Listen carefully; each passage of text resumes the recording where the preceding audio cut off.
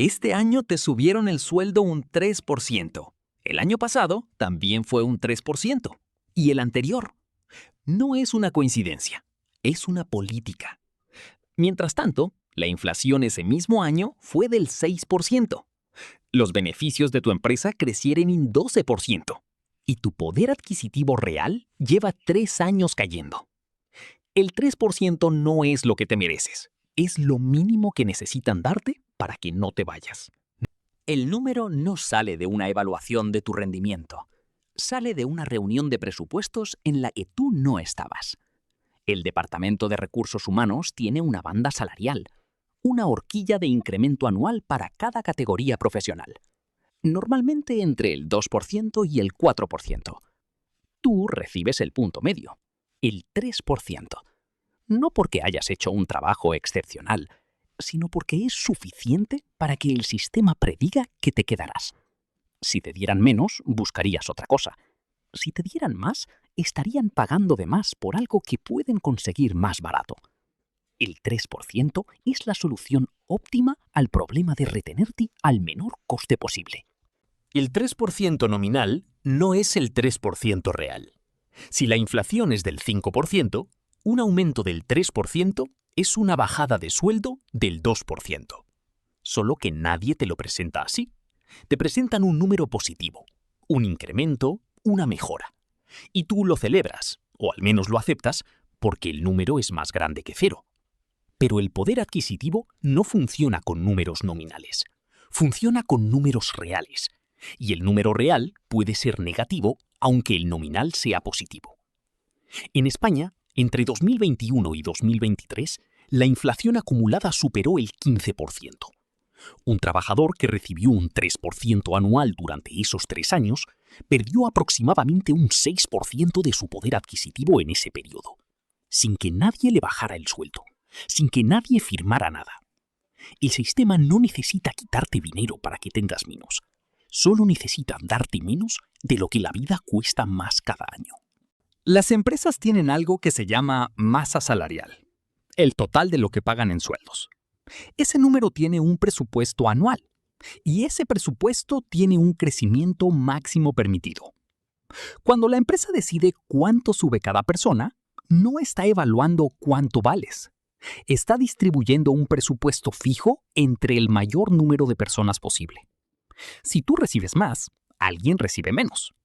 O el presupuesto total se excede y la empresa reduce beneficios. Eso no va a pasar.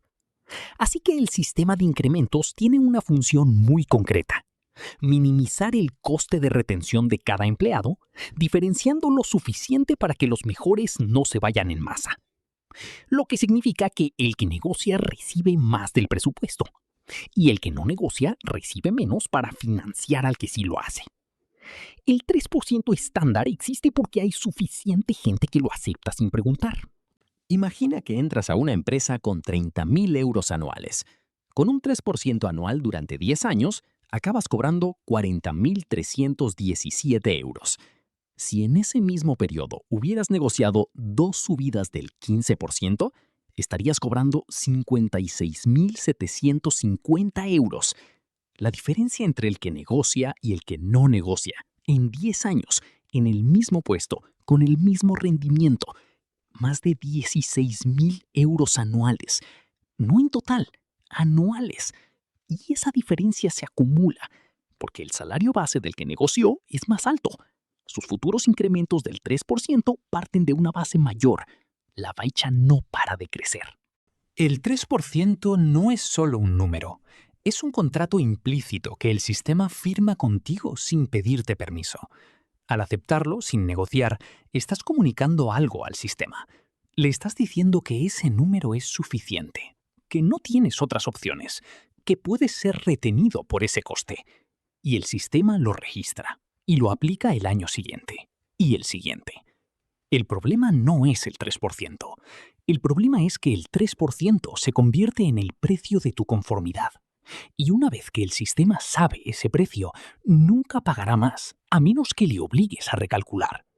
La única forma de obligarle a recalcular es demostrarle que su cálculo es incorrecto, que el coste de perderte es mayor que el coste de pagarte más. La negociación salarial no es un enfrentamiento, es una corrección de información. El sistema tiene un dato sobre ti, puede ser retenido por el 3%. La negociación es el proceso de corregir ese dato. No necesitas indignación, no necesitas ultimátums, necesitas información que el sistema no tiene y que cambia su cálculo. Esa información es cuánto vale tu trabajo en el mercado y cuánto le costaría a la empresa reemplazarte. Si tienes esos dos datos, tienes los únicos argumentos que el sistema entiende. Todo lo demás, tus años de servicio, tu esfuerzo, tu lealtad, no aparece en ninguna columna del presupuesto. Primero, investiga tu valor de mercado antes de cualquier conversación. No lo que crees que vales, lo que el mercado paga por lo que haces. Ofertas activas, datos de portales salariales, conversaciones con recruiters. Información objetiva, no percepción subjetiva. Segundo, nunca negocies en la revisión anual.